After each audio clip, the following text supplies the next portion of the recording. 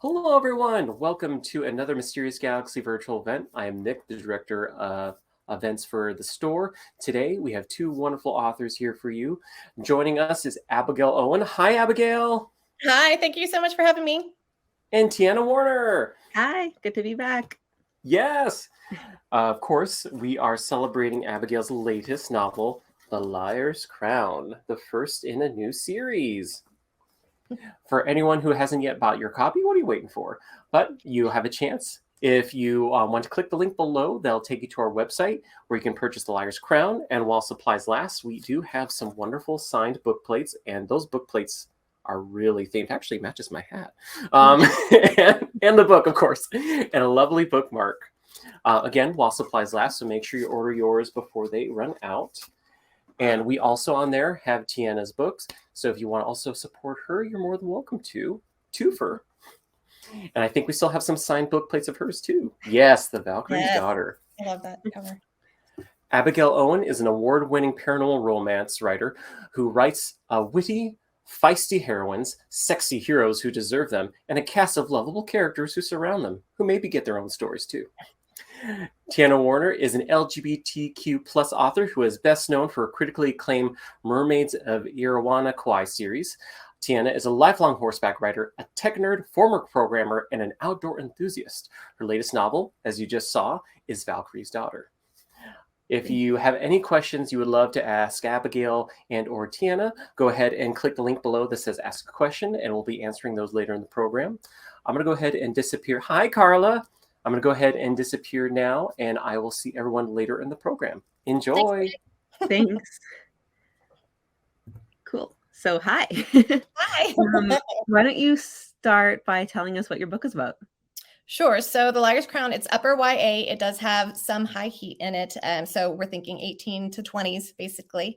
It's a YA fantasy, high fantasy. So set in a completely different world. The main character is Marin. She is a twin princess, but she was second born. And so she's been hidden all her life. Nobody except for a few people know she exists. Her entire purpose in life is to be essentially a body double and a decoy for her sister, who is the true princess. So in times of danger, she steps in and she's the one that's going to basically get unalived. So her entire purpose in the world is to sacrifice herself for her sister. So after the queen dies, her sister is being coronated and she steps in for the kind of the main event, thinking that there probably is going to be some danger involved with it, and gets kidnapped by a man made of shadow who thinks he's getting the right princess and gets the wrong one instead. And then shenanigans shall ensue. That's awesome. That sounds so good. What inspired the story? So the inspiration initially actually came from the hero, the hero and the villain.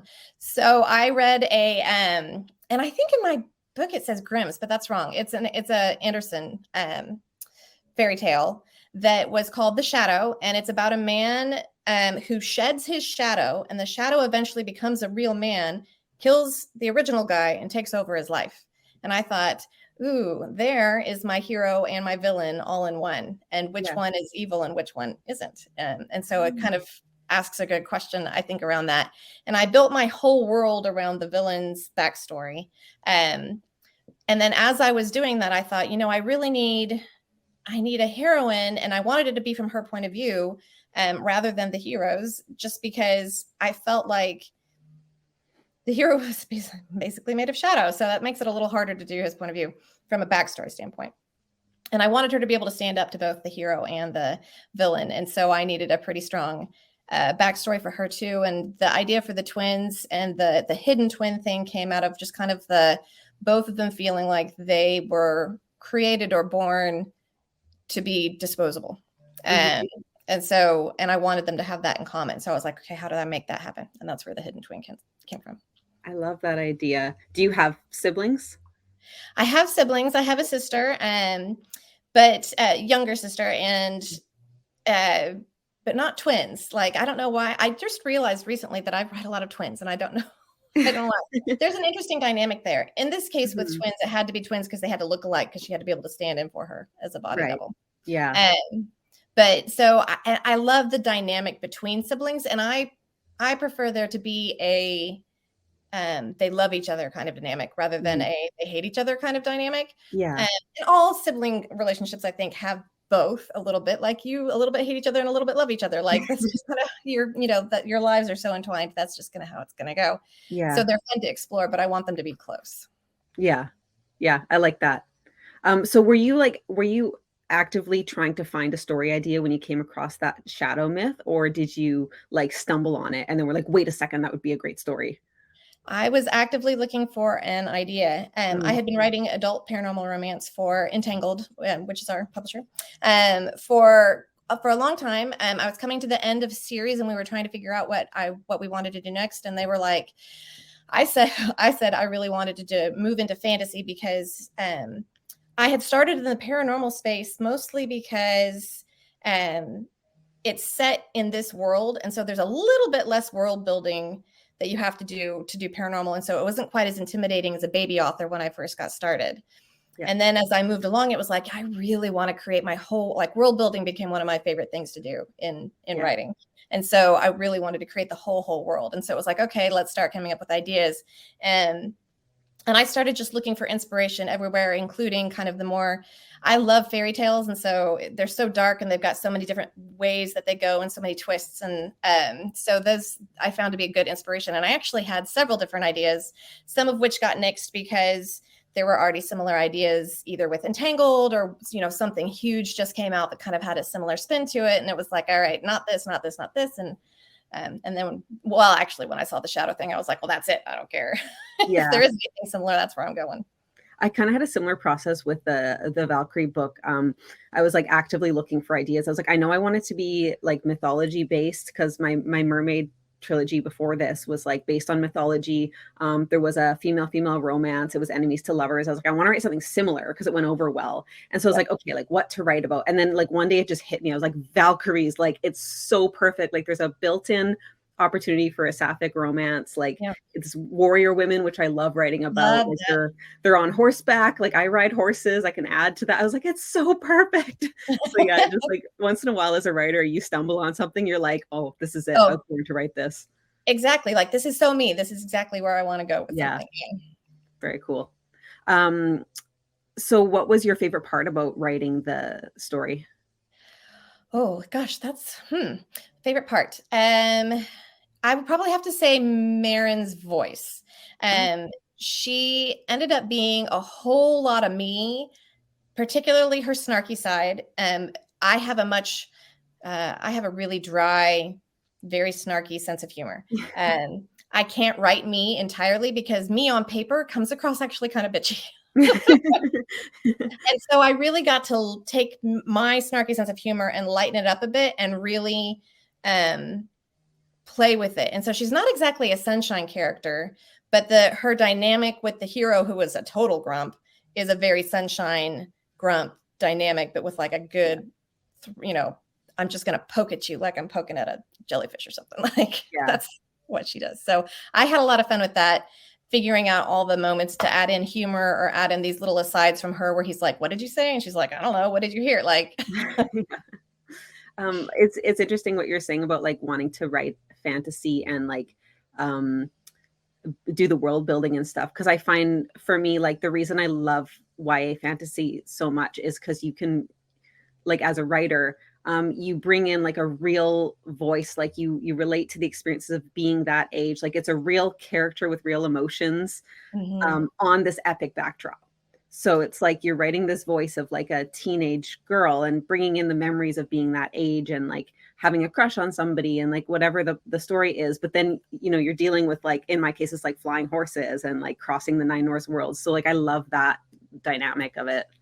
I absolutely agree. I love that dynamic of it. And to me, it's also a little bit,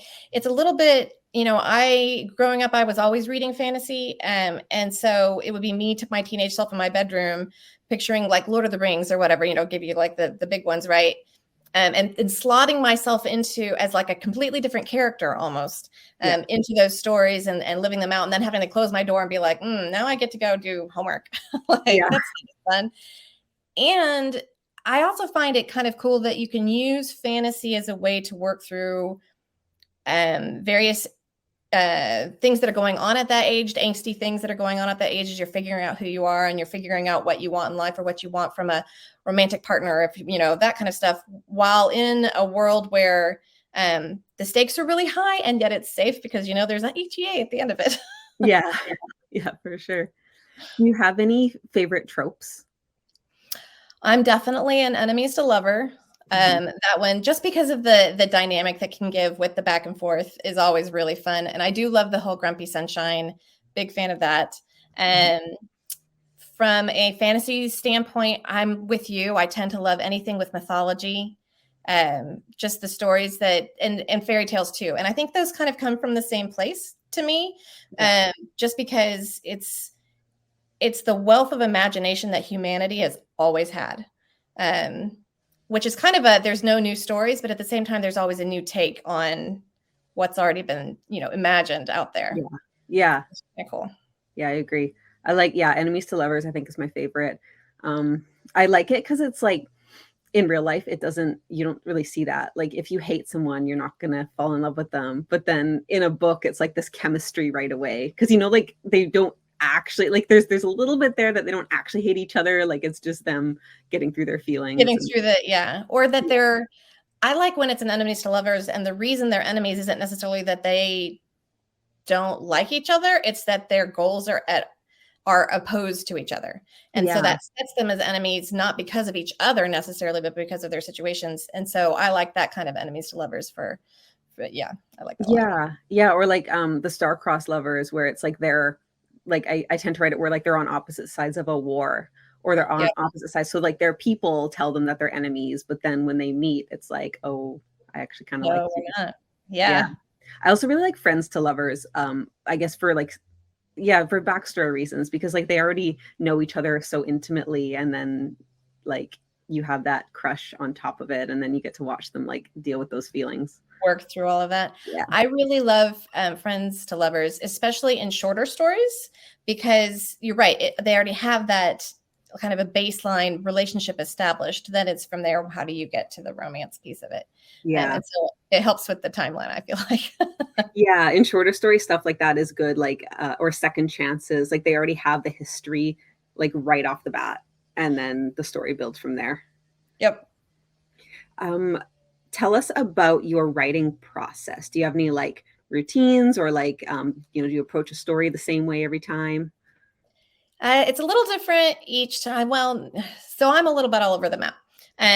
Although my writing partners will be like, she's the most organized person on the planet.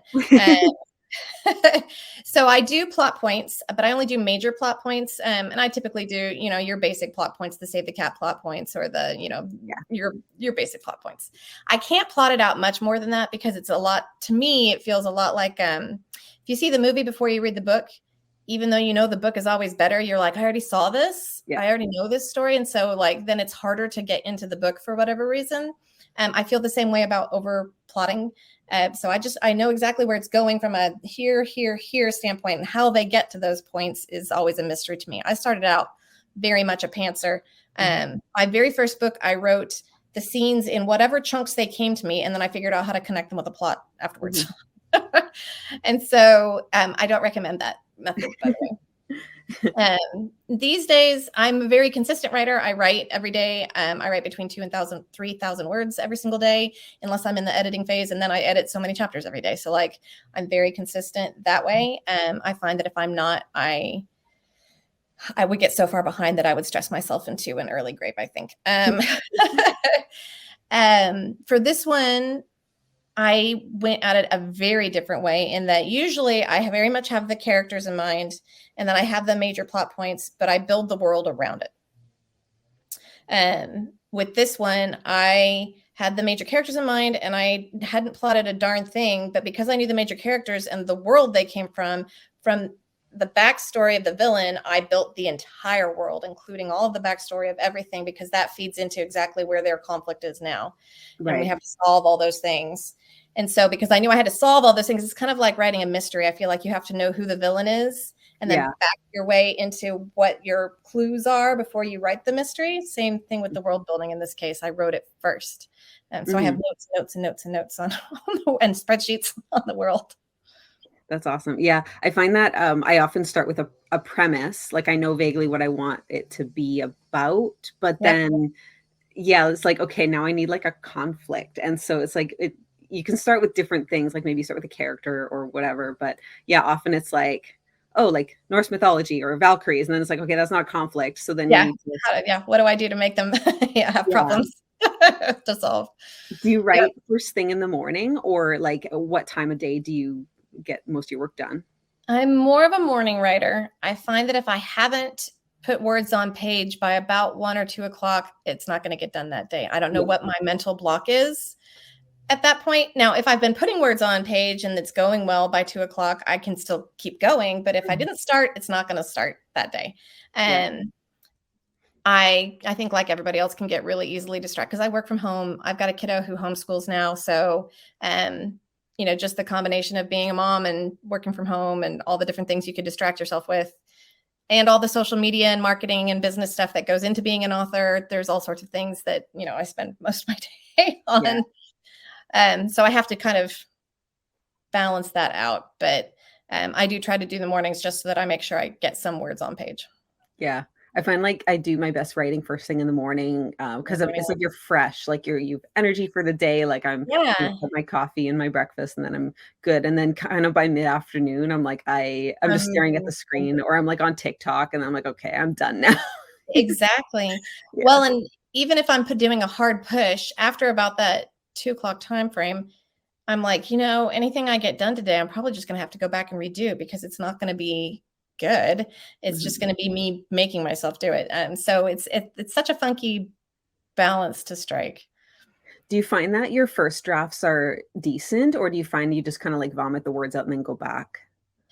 It's a little bit of both.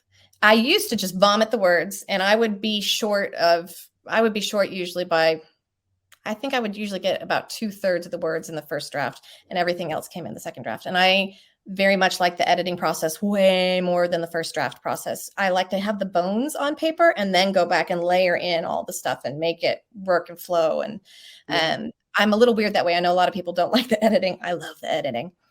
But now I do a process where I write so many words a day, and then I go back after I get 4 or 5 chapters finished. I start going back and editing one chapter at the end of the day, so that by the time I get finished with the whole first draft, I only have maybe 4 chapters that I have left to do a second draft on. Okay. So that the first draft is in pretty decent shape. And at that point, I've taken notes on like any chunk changes I know I need to go back and do. Yeah, that's a good idea, because then you're also like kind of motivating yourself by keeping the earlier stuff fresh in your mind, and then and it gives me a decent break between when I wrote it the first time and then coming back to like fluff it, basically. I'm a fluffer. Yeah. So there's enough of a break where I've moved past that scene enough that I can kind of see it with fresher eyes. Mm-hmm. I think we have kind of a similar writing process, because I also like I like to outline before I start. I probably like, it sounds like I do more of an outline than you, because I don't like pantsing at all. I find that I waste time then writing scenes that like don't go anywhere. Yeah. So like the more outlining I do, the better. But then at a certain point too, like I find the end of my outline is very sparse, because I'm like, I don't really know what's going to happen until I start to write it. Yeah. Frequently I'll do more details at the beginning of the outline, and then stop deliberately around the 50% mark and be like, okay, when I hit 50%, I'll fill out the rest of the outline a little more.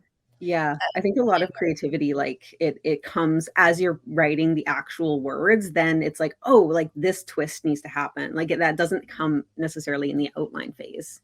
Yeah. Yes. And a lot of it, I think, because I also build the world as I go, even having built this world in so much detail in my head before I started, I still do a lot as I go.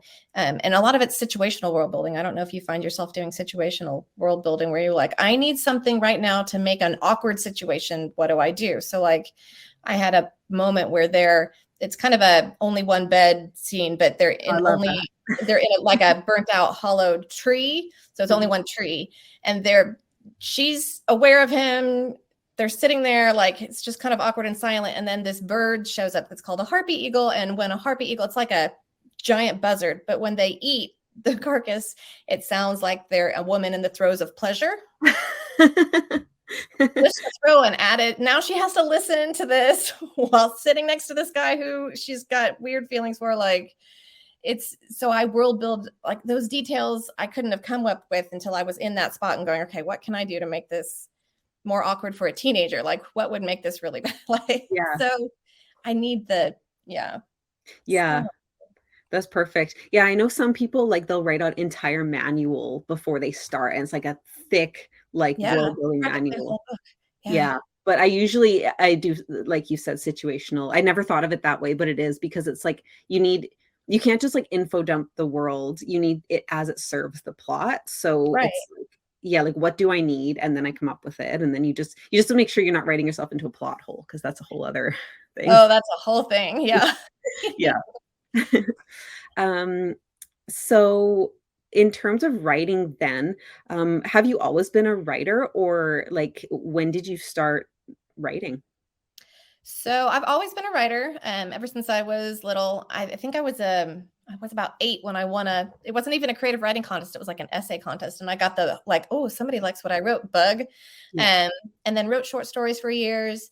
That turned into trying to write books. I think I started probably 30 books that I never finished. I would get to about page 100 and I couldn't quite figure out how to finish it. So it wasn't until I was on maternity leave with my first kiddo that I finished my first book.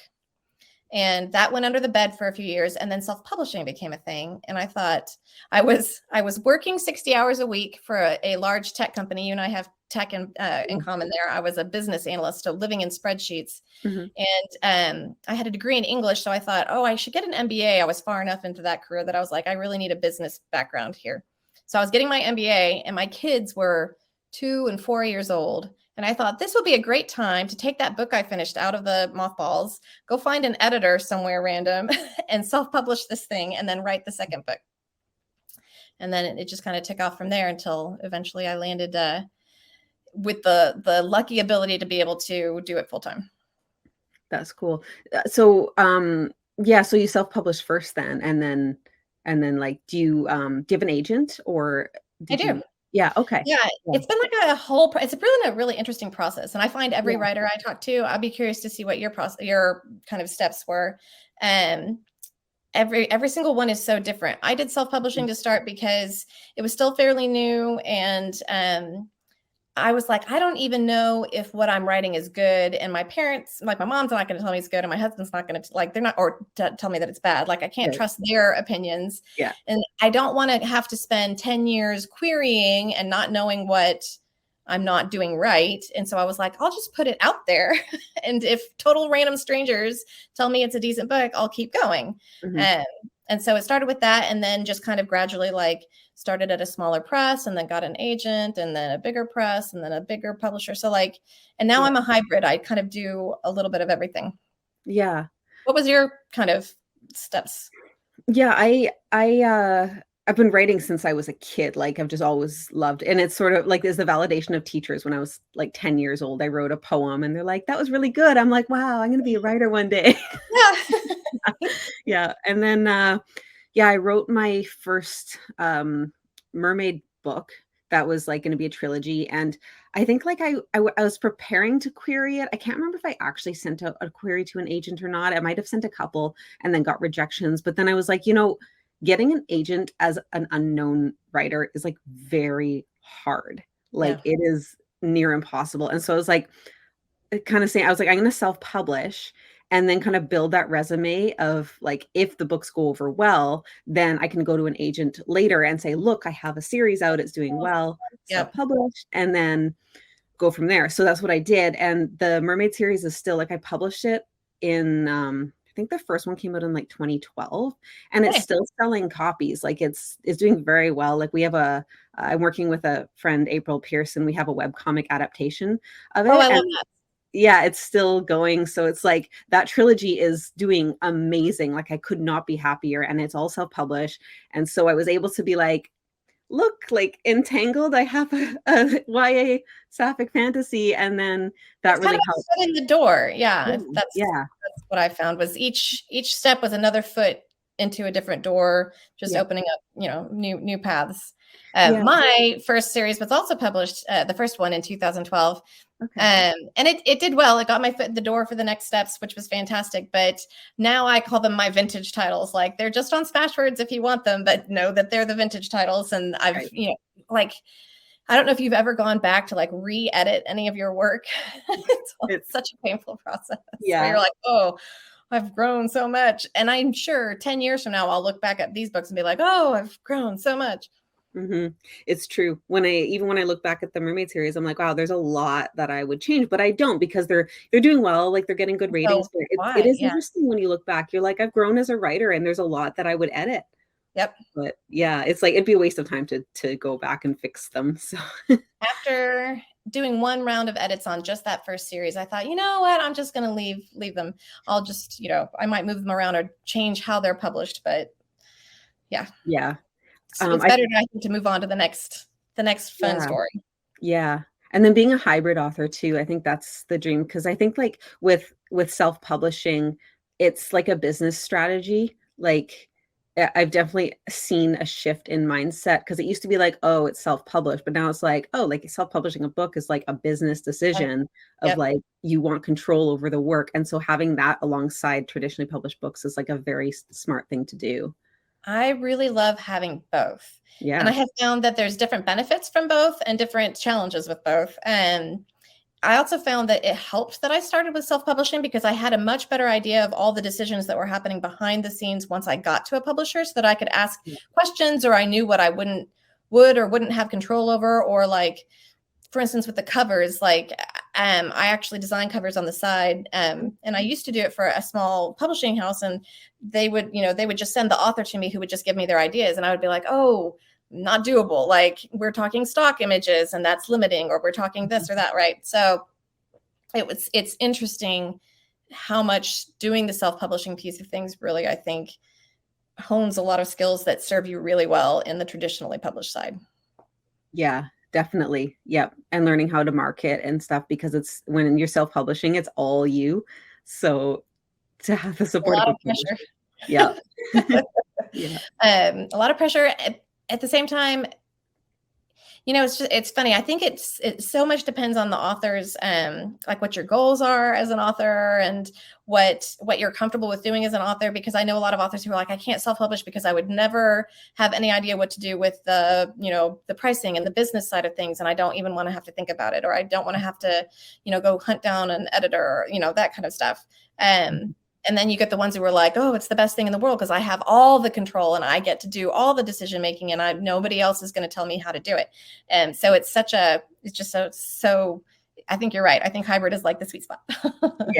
Yeah. So the cover then, did you have like a lot of input in that, or did Entangled just like Entangled did the cover? They gave me not input, but they kind of let me watch behind the scenes as they came up with things, because this was the 34th cover. Wow. That they went through for this book. They had I mean, what they ended up with is just gorgeous, and it's hard to see in the details, but like it looks like it's embroidered on there, which is really cool. I just love what they came up with. And a lot of the back and forth was trying to find something that would immediately scream YA fantasy, while we debated if we should have people on the cover, if no people, etc. And in fact, we landed on a very specific cover design and a different title. And two things happened for the cover design. I think it was one of the retailers, like Target or Walmart or something like that, came back and said, we don't think that it will actually sell with that cover. The concept is great, but we need a different cover, which was really interesting because I loved that cover too. But the title was The Queen is Dead. And round about last January, the Queen of England started having health issues. And we went, oh my gosh, if the Queen dies after this book comes out, that would just be like, suddenly that title is kind of in poor taste. And sure enough, 1 week after that book came out was when she passed away. And I was like, thank goodness We Yeah, changed the title. that's crazy. Yeah. It's a good title, like, and that cover is beautiful. Thank you. I love your cover too. Thank you. Yeah, I think the yellow just pops so yeah. much. That's It's just so gorgeous. Entangled has good covers. Like, I will say I didn't worry at all in terms of how much I wanted to be involved in the cover with them because this is like I think I've had like 18 books with them now, something mm, like that. A lot of books. And I have yet to have a cover with them that I don't absolutely love. So I was like, you yeah, know what you're doing. You go for it. so good. Um, so I wonder if I could Open it ask up to you, Q&A. yeah, we can look at the questions that people have submitted. Yeah, there are a few here. So, Okay. how many books is the Dominion series going to be? Carla It's going to asked. be a trilogy. The second book is already up for pre-order. That's called The Stolen Throne, and it also has a gorgeous cover. And that will be out May 2nd. And then I think, I don't have a date yet for the third book, but I think we are aiming for the following fall. So like October, November timeframe. But I don't have a date on the third book, but it'll definitely be a trilogy. I won't expand it past that in terms of this core story, but I'm loving this world so much that I'm already considering spinoffs. I like Ooh, spinoffs. So excellent. Have you written spin-offs before? I do. I like to have Mm, spinoffs. I find that I don't like to write much beyond about 4 books in a series. I get the itch for something new. yeah, But I like the worlds and the characters so much that I love to do spinoffs because it gives me the something new while still getting to like revisit characters we love and things like yeah. that. Cool. I like it. Yeah. Uh, who was the hardest character to write, and who was the easiest character to write? Hardest and easiest. Easiest was Marin. Her voice came out immediately, and so did the hero Revan because he's just a grump, which means that he's kind of the strong and silent type. And I love writing those, and so they were very easy. Hardest, and I'll actually also say that Voss was easy because he is very much my If you've ever seen the movie Tombstone, he's my Doc Holliday, Mhm. and so that voice was very alive in my head. Hardest was probably Zaya, who is one of the side characters, because she can't actually speak. When she opens her mouth, a sound comes out that makes people's ears bleed, basically. So, Oh, wow. like, she's a living weapon, is essentially what she is, which I think is really cool, and she uses it in cool ways. And she does speak with her hands, but I found that to be very complicated to get on paper in a way that, like, I think it would translate very well to film, but on paper was harder. And so that was just from the logistics of it a little harder. And the sister was a little harder initially to get on paper because I wanted to make sure it came across that they had a very loving relationship and that she is very much the sweet one and very vulnerable one, whereas Marin is very, very strong. Mhm. And I had so little time with her actually on page because Marin's taken away immediately. And so it was hard to get that quickly, get her across. Mhm. Actually, like, just before this, we were talking about animal characters because you were talking about how you have a cat character in another book and stuff. And Yep. yeah, this just got me thinking, like, in my books, I really enjoyed writing the animal characters because they can't talk. And so you need to show You have to their show those emotions and show that, yeah. yeah. Uh, and so much of that can come across. And that's actually, I think that's a really good point. I bet you do this with your horses. Because horses have such personality, I find, Yeah. that you can put, like, they give you looks like, what are you doing? You know what I mean? Yeah. So Yeah. you can do a lot of similar things like that. Yeah. Yeah. I wanted to, like, give the horse characters strong personalities because it's like they are an important part of the series. So And I would imagine they're kind of almost a team with the Valkyries, right? yeah. Yeah. Yeah. They're like a pair, and so it's like, how do you express their unique personalities without having, like, giving them actual dialogue? So I found that interesting, and yeah. Anyways, it's a lot of Yeah. fun to write. Yeah. What does the sign say in the background? That's another question. Which one? Because there's a few. This one right here. Yes. It's, I put it up for Halloween. It's for werewolves. Yeah, I And then guess. I've got to watch for vampires as well. Oh, that's great. I'm like, Halloween, but then I'm like, oh yeah, I guess it's October soon. Oh, I Halloween early, and then I've got Mhm.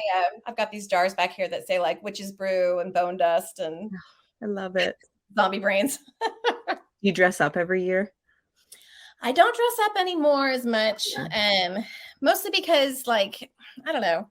We go out for a long time. My kids are fine, are teenagers now, so they don't trick or treat anymore. But for a long time, we were trick or treating with them, and it's Texas. I'm in Texas. Texas is really hot for Halloween. I mean, really hot. Like, you are sweating buckets. So I would rather be, in shorts and cooler, but not have to wear like the sexy maid outfit. I have the opposite problem. I'm in Canada, and usually Halloween is the turning point. I mean, I'm in Vancouver, so it's more mild than the rest of Canada, but still, like, usually Halloween is the turning point where all of a sudden it's like snowing and you're freezing and you're in your little tiny costume, like shivering. Jacket, nobody can see this costume. Yeah. Okay. Were there any characters that grew or lessened in importance from the initial drafts to the final? I would have liked more time to get the side characters in. But they get plenty of space in the second book. You really start to see their dynamics and who they are as people much more in the second book. I'm trying to think if there's anybody who really kind of gotten lesser. That is nice about like writing a series, is that the characters who you feel like didn't get enough time in the first book, like you're able to get deeper into them and like into their characters in the second one and third. Well, and for every single, when I do part of my discovery process is I figure out not only who my main characters and my villain are, but I figure out who the most important side characters are. And I literally do an arc for every single character. For the series, so that I know that in book 1 this is going to happen to this character and this is how they're going to grow. In book 2, this is going to happen and this is going to be how this dynamic changes or how they grow. And it's pretty specific. That's good. That I'm sure, like, publishers and editors love that, because that's how you should do it for minor characters. Like, everyone has their own goal. Everyone should have an arc. Oh yeah, I think it's partly why, especially with the adult paranormal, because in YA fantasy, it's the same, main characters throughout the series, right? But in adult paranormal, each book, while there's an overarching series plot, each book gets a different hero or gets a different couple with a different HEA, different happily ever after. And I love that because it allows me to fall in love with all the characters and give them their own like time in the sun. Yeah, I'm finding that with the Mermaid comic adaptation, that now we have time, like we have a Patreon, and so we, for bonus content, we'll be like, oh, let's dive into this character's story, and then it's like a bonus mini comic of like this one character who I just didn't have time to get into in the book. So it's like, I love doing that. Oh, I love that. Oh, okay, now you're giving me ideas. Okay, next question is, were there any scenes or bit of research that ended up getting cut that you wished you made made it in the final book? There is always stuff that gets cut. There's one scene that was in the first book, got cut, moved towards the end of the first book, got cut again, put in the second book, got cut again. And it's a scene where, so Marin is what's called an Imperium. She has powers. So Imperium are rare. It's only like 1% of the population have powers, and they're inherited through blood, essentially, so through birth. And each generation has a slightly different take on whatever their family's powers are. Her power is over sand, and so she's able to manipulate sand and heat it up and turn it into glass. And the Dominion, where she where her sister should be ruling and where they are from, is called Arid. It is a desert dominion, and in the oceans surrounding the dominions are all these monsters. They're called the Devourers. And each dominion, the goddess for each dominion made a protection, different types of protection for the dominion from the Devourers. And for Arid, it's these massive glass walls. Nobody knows how high they go, but they're all around the border of the dominion. And it cracks. And so she heals it, basically heals the glass wall with her sand and being able to make glass. And it's just such a cool scene of her protecting her own dominion by healing this glass wall. And I can't get it into the darn book because it doesn't flow. Oh, that's so sad. Yeah, that's why they call it killing your darlings when you have to cut a scene, because it's like you love it so much and then you have to get rid of it. It's like, no. Well, in both times, it had less to do with the flow of the scenes and everything to do with pacing, where it was like, it's just slowing it down too much to have to take her to go do this thing. And so it was like, sure, Yeah. get it in there somewhere. That, or it's going to come out in bonus scenes. I have bonus scenes galore. Yeah. That's always good too. Like for fans of the book, it's like, here's a bonus. Like, Here's bonuses. Yep. yeah. It might be a whole novella of bonuses. Okay. I'm in the middle of writing a story, but I just have so many ideas that now it's all over the place. Has this happened to you? And what advice do you have? So many ideas about this story. I have to say that's probably one you don't want to ask me, because I tend to like throw the kitchen sink of ideas into a book. Anything where I'm like, this is the coolest idea I've ever had, and I'm going to put it in this book because it's the book I'm writing right now. I say take notes. So I use OneNote, which is, it just comes with Office 365. It's a note-taking software that literally just stores all your notes, and it's a searchable, which is what I like. And so all of my notes for everything goes in there, including my idea notes so that if it doesn't fit into this particular book, I know I'm not going to forget that idea, and I'll be able to kind of come back and revisit it. Mhm. I will say that, you remember, I didn't finish 30 books. And I think part of it is because I kept trying to write genres that I loved to read, but didn't love to write nearly as much as I love to write paranormal romance. So it was finding the right genre for me to be able to take it all the way to the end. That was what ended up being like, that was my roadblock. So figure out what your roadblock is that's keeping you from finishing. It's going to be different for everybody, I think. Yeah, I agree that taking notes and like just dumping all of your ideas down, and then like include the ideas that serve this story, but then like the ones that don't, just keep them in your notes file and use them later. Yep. But like often if you just include ideas for the sake of it, then it does feel messy, and it's like, oh, this doesn't actually serve the plot, but it's just there because it's cool. Yeah. So yeah, it helps to write that down and know that you can always like use things in the future.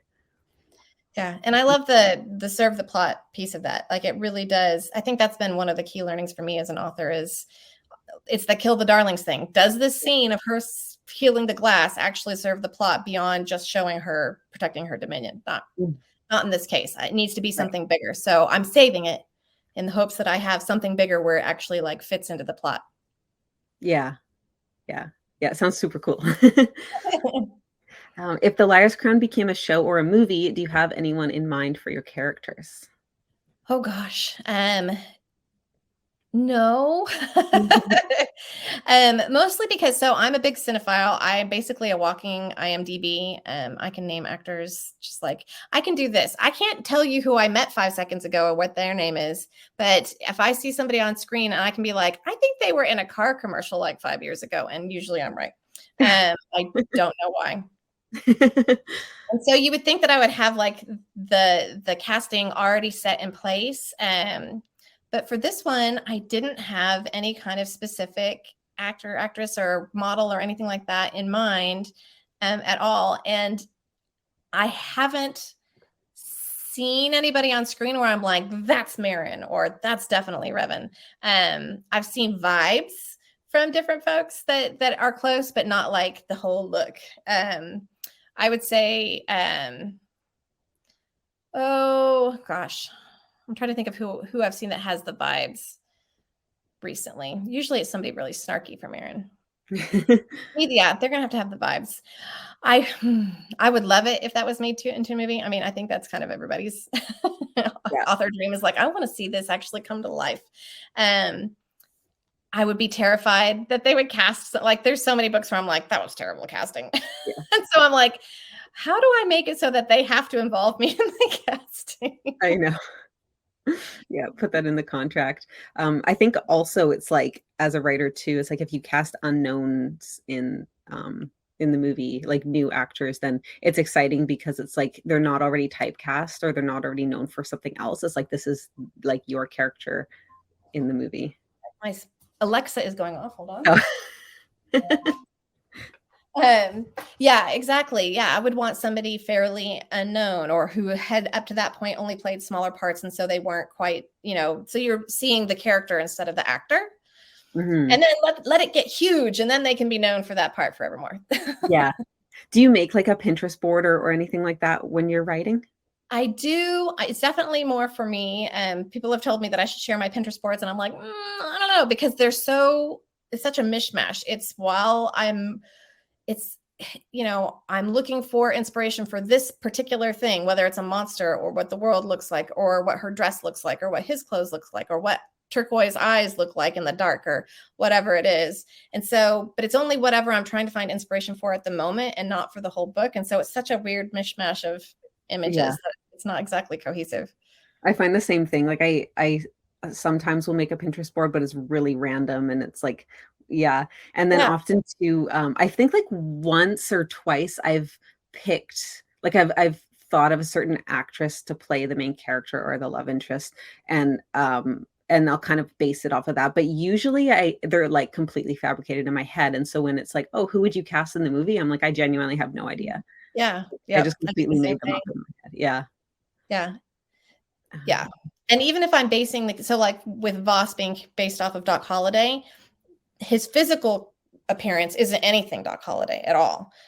He's very much a warrior and, et cetera. It's the attitude that I'm basing it off of. And so more often than not, it's the character themselves rather than what they look like that I'm basing inspiration off of in that space. Like, yeah, it's a very much in my head thing. Okay, another question. Do you listen to music while you write? And was there any specific music for The Liar's Crown? I do listen to music when I write. I have to be careful not to listen to music that I know really well, because I'll get distracted and start singing. And so I have actually started listening to K-pop music when I write, because I don't understand the lyrics. Right. I'm trying to learn Korean, actually, which is very hard. And I'm having a lot of fun with it, but it's very difficult. But I don't understand the lyrics most of the time. And so it allows me to not get drawn into the music, but still enjoy the music while I'm writing. I don't have anything that I made specifically for The Liar's Crown, but one of the reviewers on Instagram, The Real Bookery, made a playlist. It's on my website. Actually, if you go to abigailowen.com, you'll be able to find it. I think it's under, if you go on the Liar's Crown page at the bottom, there's something that says extras. And if you click on that, then you'll get to a thing with extras. And the Spotify list is in there. And I love the playlist that she came up with. It's got a really cool vibe to it. That's awesome.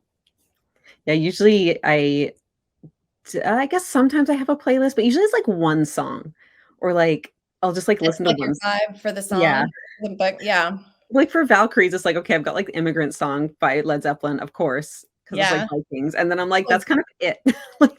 That's your like theme song. There you go. Yeah. Theme song rather than a playlist. Okay, what time have we got? Do you want to do one more question, or like one more question? I think there's only 2 left, isn't there? 2. Yeah. Okay. Yeah. Okay. They're popping up here and there, so I'm like, oh, well, there's one left, and then another one pops up.